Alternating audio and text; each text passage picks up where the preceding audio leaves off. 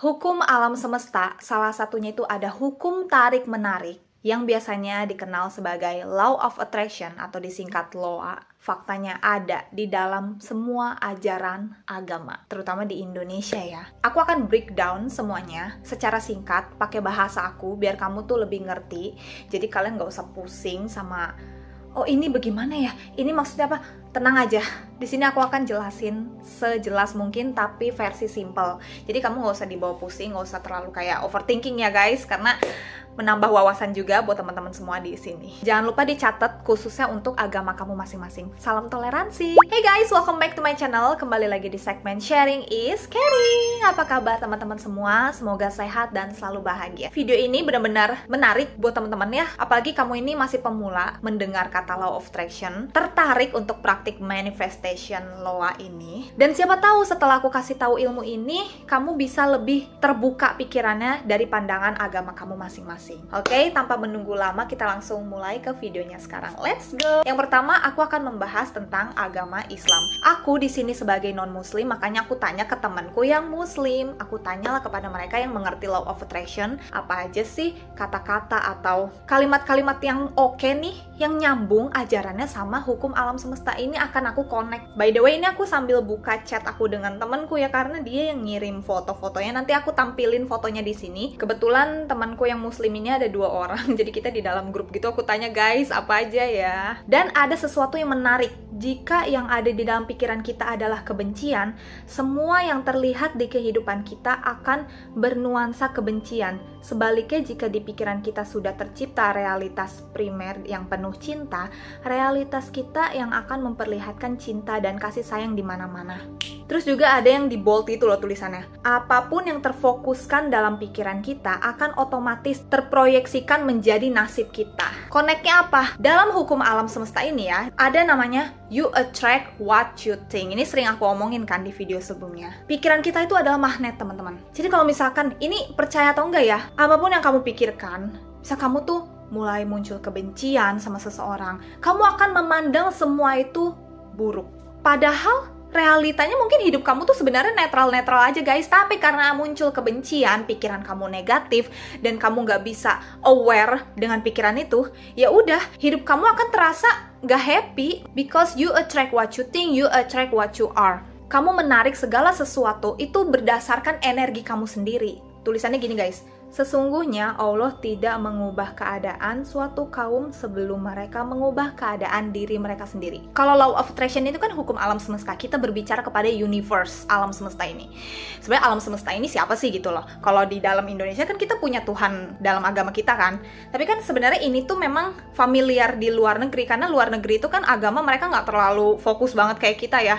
Jadi mereka mikirnya ngomong kepada alam semesta. Dia percaya bahwa semesta akan memberikan sesuatu yang indah untuk kita kalau kita mau memperbaiki diri sendiri. Nah, ini tertulis juga di dalam Al-Quran. Ini tuh connect karena apa? Kalau kamu sadar video aku sebelumnya, kamu ketika mengalami spiritual awakening, kamu memperbaiki diri, kamu belajar untuk membersihkan hati kamu, praktik inner work dengan cara apa? Forgiveness, mindfulness, kamu belajar untuk praktik mindfulness, kamu belajar untuk memaafkan seseorang, memaafkan keadaan, kamu menerima, praktik detachment, praktik melepaskan obsesi kamu. Ini kan connect. Praktik detachment, apa sih maksudnya detachment? Kamu lepasin obsesi. Makanya jadi low vibration, vibrasi kamu jadi rendah karena kamu nggak sadar untuk memperbaiki diri. Makanya di sini dituliskan, nggak akan mengubah hidup kamu menjadi lebih baik kalau kamunya aja nggak mau berubah dari diri sendiri. Fokusnya kepada energi. Jadi ketika kita punya energi yang positif, energi itu menular guys. Kayak kamu nonton video aku, kamu betah nonton aku sampai habis. Karena apa? Because of my energy. Hati-hati sama mulut. Karena kalau misalkan aku tarik nih ya koneksinya dengan Law of Attraction. Di Law of Attraction itu ada metode untuk praktik. Kamu bisa membayangkan di kepala, kamu bisa berucap, bisa meditasi, bisa ditulis. Salah satunya itu ada affirmation, afirmasi diucap. Kotor ya pikirannya dengan nyumpahin orang. Aku sumpahin kamu bangkrut, kamu udah nyakitin aku sumpahin kamu gak bahagia. Itu kamu memanifestasikan hal buruk kepada orang lain, dan itu nanti kena ke kamu. Karena your vibration is low, vibrasi kamu rendah karena kamu pikirannya tuh udah kotor gitu loh, udah negatif. Jadi kalau misalkan kamu ngomong kayak gitu sama orang, ya udah ntar akan kena ke kamu loh. Terus temenku satu lagi dia nambahin, kalau di dalam agama Islam itu Allah berfirman, aku tergantung dari prasangka hambaku. Hadits riwayat Bukhari, sabda Nabi Muhammad. Jadi ini balik lagi ke bagaimana cara kita berpikir dan berprasangka baik terhadap setiap takdir yang terjadi di dalam hidup kita. Artinya, kalau kita berpikir buruk dengan jalan hidup kita, dengan hal apapun, maka kita juga akan menarik hal yang negatif. Dan setiap apa yang kita ucapkan itu adalah doa. Apalagi doa itu senjata utamanya umat muslim. Oleh sebab itu, kita diminta untuk selalu berprasangka baik, berpikir yang positif, yakin dengan Tuhan kita, dan tidak ada yang mustahil di dunia ini ketika kita punya Tuhan sebagai kekuatan tertinggi yang kita miliki, yang dapat mengubah takdir kita. Sebagian besar ulama juga mengatakan kita harus hati-hati pada setiap apa yang kita pikirkan dan ucapkan. Sebenarnya makanya guys, law of attraction itu bukan ilmu hitam. Ya ampun, aku kayak masih sedih gitu loh ngelihat ada orang yang mikir, kamu ngapain sih ngomongin law of attraction, kamu ngapain sih ngebahas gini. Aduh please deh, ya ampun, law of attraction itu cuma bahasa universal aja. Ini mirip ya, sama aja, cuma bahasanya aja yang beda-beda gitu loh guys. Kita manusia kan dikasih kesempatan hidup buat ngapain sih? Ya buat ngejalanin hidup ini dengan penuh keyakinan. Buat apa nih ya kita sebagai manusia hidup di bumi ini kalau nggak ngapa-ngapain? Your soul ya, semua jiwa yang lagi hidup di bumi ini itu punya purpose-nya masing-masing guys. Punya tujuannya, dan kamu harus cari tahu sendiri dengan cara apa? Kamu kenalin diri kamu. Nggak hanya fokus di agama kamu, tapi kamu juga fokus ke ini kamu gitu loh. Pelajari semua praktek healing lah, praktek mindfulness gitu loh. Ibarat kayak kamu praktik spiritual itu sebagai booster dari yang kamu pelajarin di agama kamu. Agama dan praktik spiritual itu jadi senjata utama kamu. Sekarang aku mau bahas agama Buddha. Namo Buddhaya. Di dalam agama Buddha itu, pikiran adalah segalanya. Sang Buddha mengajarkan pikiran adalah pelopor. Jadi semua senjata utama itu sumbernya dari sini. Mirip kan? Kayak hukum alam semesta. Gak mungkin situasi yang kamu dapetin sekarang itu muncul begitu aja kalau nggak dari sini. Kamu kenyang abis makan sate. Karena apa? Dari sini kamu. Karena kamu mikir aku mau beli sate, akhirnya aku makan sate. Keadaan kamu sekarang, kamu punya baju yang bagus. Kamu udah mikir, aku mau beli ini, aku mau check out baju ini. Terus akhirnya kamu bisa pakai baju ini deh. Di dalam Dhammapada, apa yang kita pikirkan itulah yang akan terjadi. Terus juga kalau di dalam agama Buddha kan kita praktik meditasi ya. Di sini fokusnya meditasi mindfulness. Jadi buat teman-teman yang Buddhis di sini, kamu pasti latihan meditasi dong. Meditasinya entah bisa cinta kasih kayak kita dalam hati, semoga semua makhluk bahagia, semoga semua makhluk bahagia tanpa terkecuali, ya cinta kasih. Ada juga yang praktik mindfulness dengan cara kamu fokus saja sama tarik buang napas dari hidung. Jadi kayak maksudnya apa? Mindfulness, kesadaran. Kamu sadar hidup tuh saat ini. Jadi kalau pikiran negatif kamu mulai kemana-mana, kamu tarik lagi.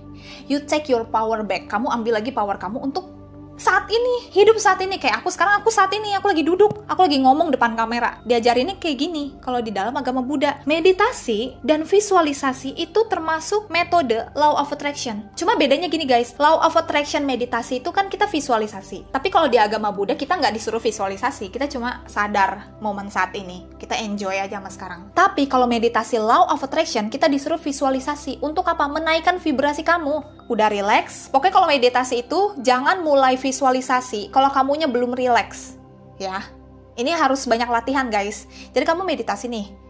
Sampai semua badan kamu relax, pundak relax, kaki relax, punggung, otot mata ini itu relax. Jadi kamu mulai tenggelam dengan dimensi pikiran kamu. Misal kamu masuk ke dalam lorong sendirian, kamu masuk ke dalam pintu yang isinya itu adalah your dream life. Ketika kamu buka pintu, terus kamu ngelihat, oh rumah kamu kayak gini, kamu melihat lingkungan sekitar, kamu melihat baju-baju yang cantik di sana. Ya tergantung dream life kamu mau kemana. Atau kamu mikirnya dream life itu mau keluar negeri, jadi kamu ngebayangin kamu udah di negara yang kamu mau. Seperti apa aromanya? Seperti apa koper yang kamu bawa? Seperti apa orang-orang di sana? Apakah dia tersenyum sama kamu? Makanya bantuannya kan pakai musik nih kalau meditasi law of attraction. Dikasih back sound gitu kan. Terus juga kalau di agama Buddha itu melepas keterikatan seperti detachment yang aku bilang tadi. Karena gini, kalau di agama Buddha itu kan cinta kasih ya kepada semua makhluk. Mau dia pernah menyakiti kamu, cinta kasih kepada makhluk halus, kepada binatang, kita cinta kasih. Karena kemelekatan itu adalah penderitaan. Nah, buat yang Buddhis pasti pernah denger ini dong. Ketika kamu semakin melekat, itu penderitaan, duka. Kita duka kan? Lahir, sakit, tua, mati. Kita kalau melekat sama duniawi, ya udah hidup kamu menderita. Di dalam teori Dhamma juga dikasih tahu kan, berpisah dengan orang yang dicintai, berkumpul dengan orang yang kamu benci. Apa dong maksudnya hidup ini? Ya karena apa? Kita belajar untuk tidak melekat, guys. Itulah memang aku tahu, praktik melepas kemelekatan itu memang susah banget. Anjing aku mati waktu itu tahun lalu. Aku nangis mulu tahu guys, sampai seminggu kayaknya deh. Karena apa? Aku melekat, aku sayang banget sama anjing aku. Kalau di agama Buddha diajarin hidup ini gak ada yang kekal, anicca. Kita gak selamanya bersama orang yang kita cintai. Orang itu bisa mencintai kamu, tapi dia juga bisa benci kamu. Sebaliknya, orang itu tadi benci sama kamu, ternyata jadi cinta sama kamu. Itu karma baik, karma buruk. Yang kamu tanam, itu yang kamu dapatkan. Kaitannya sama law of attraction, itu apa yang kamu pikirkan, apa yang menjadi vibration kamu. Ketika kamu have a good vibration, good energy, kamu juga attract orang-orang yang high vibration kan? Mirip. Minum matcha dulu guys. Nextnya sekarang ke agama Kristen. Kalau di Kristen ini, maaf juga kalau misalkan aku ada salah ngomong ya, prinsip sejalannya iman, doa, dan keyakinan. Jadi gini loh poin-poinnya. Pokoknya dalam Amsal 23 ayat 7 mungkin ya dibacanya, maaf kalau salah, pikiran menentukan realita. Yesus sering berkata, jadilah kepadamu menurut imanmu. Itu dalam Matius 9:29. Connect kan sama hukum alam semesta? Iman, ucapan, tindakan, itu adalah manifestasi dalam kehidupan. Itu prinsip loa banget. Jadilah kepadamu menurut imanmu. Maksudnya apa? You attract what you are. Balik lagi kayak konsep law of attraction. Jadi sesuatu yang terjadi di dalam hidup kamu itu tergantung keyakinan kamu, tergantung energi kamu. Makanya nih ya, mungkin teman-teman di sini tuh lagi stres. Kenapa aku dapat teman-teman yang gak setia? Kenapa aku dapat cowok yang selingkuh? Tanpa disadari sebenarnya energi kita yang low. Serius deh, ini bukannya menyalahkan kamu juga ya, karena di sini di dalam hidup itu ada pembelajarannya. Kita harus sering-sering introspeksi diri dan mendengarkan intuisi kamu. Kamu dengerin, kalau misalkan nih orang sekali selingkuh, ya tanam ke dalam diri sendiri. Self-talk, positive affirmation, tanemin di dalam alam bawah sadar. Aku layak dicintai, aku layak bahagia gitu loh. Jadi kan kalau kamu udah menanamkan mindset itu, percaya deh, energi kamu semakin positif. Realita di sekitar kamu juga berubah karena kamunya udah yakin sama diri sendiri. Nah, pasti beberapa dari teman-teman di sini insecure. Kamu merasa, aku nggak pantas nih dicintai. Semua cowok sama aja, semua cowok tukang selingkuh. Nah, disitulah kamu jadi nggak ada harapan. Karena mindset kamu aja kayak begitu, your energy jadi bad lah. Kamu jadi bad vibes. Dikit-dikit panik, terus tiba-tiba langsung menyerah, pesimis gitu loh. Kan belum dicoba. Terus juga kalau di Kristen itu, aku pernah baca quotes-nya, pokoknya semua serahkan, pasrahkan aja sama Tuhan Yesus. Story-nya temanku yang Kristen, dia sering update kayak gitu. Jadi, ini connect sama law of attraction. Maksudnya apa? Kita surrender. Kita lepasin, kita percaya. Kalau di Loa itu kan I trust you universe gitu loh. Sama, detachment. Jadi kamu berdoa nih, menurut agama Kristen kamu berdoa, terus ya udah serahkan. Kamu percaya kapan Tuhan kasih, tenang gitu loh. Ibarat kayak Tuhan Yesus tuh ngomong sama kalian, tenang, aku di sini akan memberikan jawaban. Aku akan memberikan hadiah yang indah untuk kamu gitu loh. Bahasanya. Paham ya buat teman-teman yang Kristen di sini. Next, kita ke agama Hindu. Nah, kalau di Hindu itu lumayan mirip sebenarnya sama agama Buddha, tapi ya pasti berbeda karena beda agama ya. Karma, sankalpa, dan dharma. Dalam ajaran agama Hindu, karma, sankalpa, dan dharma saling terkait dan membentuk landasan moral dan perilaku. Karma itu kan tindakan ya, baik atau buruk. Di Buddha juga diajarin karma baik dan karma buruk yang bisa menghasilkan akibat, disebut karma pala. Dan sankalpa ini adalah keinginan, niat, atau pikiran yang mendasari tindakan. Dharma itu adalah tugasnya, tanggung jawab kamu dan kewajiban sesuai dengan peran dan keadaan seseorang. Hukum sebab akibat dalam agama Hindu. Setiap tindakan, baik pikiran, perkataan, maupun perbuatan, menghasilkan karma yang akan memberikan akibat pada masa depan. Oh my god, ini connect banget sama Loa guys. Aku pernah bahas ya, pikiran, ucapan, dan tindakan itu harus sinkron. Ketika kamu udah percaya, tindakan kamu juga terus optimis, dan pikiran kamu selalu positif, kamu akan attract manifestasi kamu dengan mudah. Ini mirip sama ini yang di agama Hindu. Ketika semuanya balance ya, kamu akan menciptakan hidup kamu lebih baik. Ibarat kamu misal menang lomba, ya caranya kayak gini. Pikiran kamu tetap optimis, tindakan kamu rajin latihan, practice every day. Kamu juga punya keyakinan kalau I can do it gitu loh. Itu akan menciptakan realita yang baru di dalam hidup kamu. Ini mirip. Your vibration is a key and you can attract so many miracle into your reality. Mirip nih Loa yang di agama Hindu. Karma yang baik, subha karma, akan menghasilkan hasil yang positif. Sedangkan karma buruk, asubha karma, yang menghasilkan hasil yang negatif. Kamu negatif ya akan attract yang negatif juga. Mirip kan? Gimana? Ngerti dong sampai sini guys? Sankalpa adalah tekad suci atau afirmasi niat, sering digunakan dalam meditasi dan ritual. Aku nggak tahu sih kalau di Hindu itu seperti apa meditasinya. Coba komen guys buat teman-teman yang Hindu ya. Tuh, afirmasi kan, tekad suci.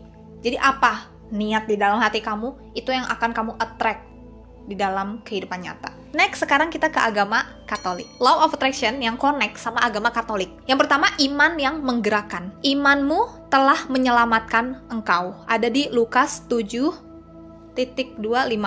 Seperti Law of Attraction. Jadi iman dalam agama Katolik menekankan keyakinan penuh sebelum melihat hasil nyata. Keyakinan, faith. Kamu yakin kalau kamu menang, kamu pasti menang. Kamu yakin kamu bisa melakukannya, kamu bisa melakukannya. Sama dong, kayak yang aku bilang, pikiran, perasaan, dan ucapan itu harus sinkron. Mirip sama di agama Katolik. Imanmu yang menyelamatkan kamu sendiri. Keyakinan kamu nyelamatin hidup kamu sendiri, guys. Ya pastinya kita berdoa kepada Tuhan Yesus juga kan, buat yang Katolik, sama Bunda Maria juga ya buat kalian. Tapi semua tergantung dari kamu sendiri dong. Gak mungkin Tuhan mau menyelamatkan umatnya kalau umatnya aja gak yakin. Iman dapat memindahkan gunung di Matius 17:220, kekuatan dari keyakinan batin. Tuh guys, bisa menghasilkan keajaiban. Nothing is impossible. Serius deh guys. Kalau kamu gak percaya keajaiban dari hati kamu sendiri, susah. Kalau kamu yakin tahun ini atau di umur segini kamu dapat 3 digit, yakin 100% kamu bisa dapat 3 digit di usia segitu guys. Tapi kita gak ada yang tahu caranya. Nah kalau di Law of Attraction gini guys, teori Law of Attraction ya, hukum alam semesta ini kita jalanin aja prosesnya, tetap usaha, sisanya pasrah. Kak, aku kan manifest nih, gimana caranya dapat 2 digit di umur segini? Gak usah mikirin caranya guys, trust me, kamu harus dengerin aku deh. Gak usah mikirin caranya beneran, karena nanti semesta atau Tuhan yang kamu percaya itu akan ngasih sinyal-sinyal melalui poster iklan, atau kamu dapat ide sedetik di kepala, atau ada orang yang nawarin kamu. Itu adalah jawaban, itu adalah cara gimana caranya kamu bisa mewujudkan si 2 digit itu. Paham gak?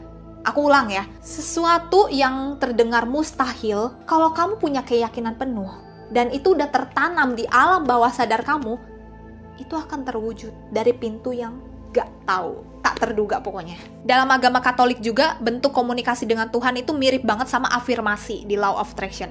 Kita kan diajarin ya, buat teman-teman yang praktik Loa nih, metode afirmasi salah satu yang penting kan. Gimana cara kita komunikasi kepada semesta. Kayak gitu. Terus juga nih kalau di dalam agama Katolik, Paulus dalam Filipi 4:8 menulis, pikirkanlah segala sesuatu yang benar, yang mulia, yang adil, yang suci, yang manis, yang sedap didengar. Ini mendukung praktik berpikir positif dan menjaga vibration kamu. Mirip kan sama Law of Attraction? Teori Law of Attraction itu kan mengajarkan kita untuk berpikir positif. Bukan hanya berpikir positif aja, tapi menjaga energi kamu. Karena gini loh, percuma kamu berpikir positif, tapi hati kamu tuh nggak match sama pikiran kamu. Di otak kamu berpikir positif, tapi hati kamu nggak yakin, itu susah. Makanya di sini, kalau di dalam agama Katolik, harus segala sesuatunya tuh benar-benar mendukung. Kayak pikiran kamu yang adil, yang suci, yang manis. Mirip kan kayak di agama Katolik, kamu tuh diajarkan untuk menjaga pikiran dan hati. Ini bukan tentang toxic positivity ya guys, ini beda lagi. Fokusnya gimana cara kamu menjaga itu. Karena susah loh guys, ketika kamu praktik, oke, kamu latihan pikiran positif, tapi hati kamu masih dengki, masih iri sama orang. Oke, susah guys, makanya kamu harus latihan. Dalam agama Katolik, iman tanpa perbuatan adalah mati. Yakobus 2:17. Sama kayak law of attraction guys. Percuma kalau misalkan kamu punya keyakinan, tapi kamu gak ada take action. Kamu diem aja. Pikiran, perasaan, dan tindakan harus balance. Bengong, nunggu keajaiban datang, itu percuma. Karena gini guys, tapi memang ada keajaiban datang tanpa usaha. Misal kamu udah di titik pasrah, itu baru bisa guys. Ini serius guys, karena pengalaman aku. Udah di titik pasrah, udah di ujung tanduk, tapi sebelumnya memang aku udah berusaha. Jadi kita usaha dulu 100%, bener-bener maksimal, sisanya pasrah. Nanti keajaiban itu akan datang ketika kamu udah pasrah guys. Mode kepepet, the power of kepepet guys. Nah, kalau di agama Katolik itu, visualisasi nih kamu udah manifest your dream life, harus dibarengin sama tindakan nyata. Dan yang terakhir, agama Konghucu.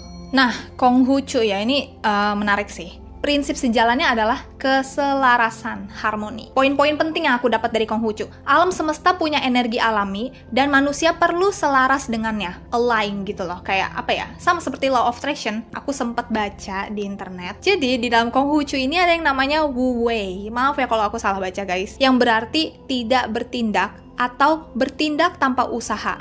Ini bukan berarti nggak melakukan apa-apa, tapi bertindak secara alami dan sesuai dengan keadaan tanpa memaksa atau melawan jalannya alam.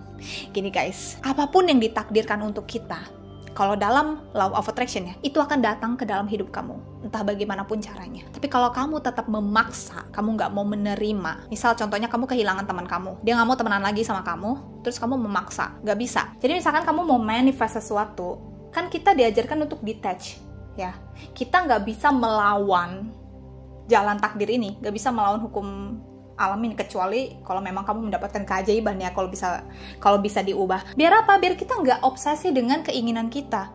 Nah, di dalam Konghucu ini kita bisa belajar bahwa nggak memaksa melawan jalannya alam. Yang penting kamu bertindak sesuai dengan keadaan kamu. Tapi bukan berarti untuk meratapi nasib ya.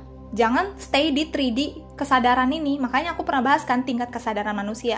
Gimana caranya kamu menaikkan tingkat kesadaran ini dengan penuh kesadaran. Kamu lihat nih realita kamu. Oke, aku masih miskin, aku masih dendam sama seseorang. Gimana caranya bisa menaikkan tingkat kesadaran itu? Gimana caranya mengubah realita kamu dengan cara kesadaran dari diri sendiri? Kayak gimana hidupnya, itu kan tergantung dari diri sendiri ya. Nah, ini juga ada tulisan mengutamakan kebajikan ya, berbuat baik guys. Ketika energi kita bagus, kamu akan attract situasi yang baik juga, akan dimudahkan jalannya, serius deh. Kamu ketemu orang-orang yang mau bantu kamu, jauh dari orang-orang yang low vibration, beneran deh. Terus juga nih di Konghucu, pentingnya niat baik untuk menarik kebajikan dan keberuntungan.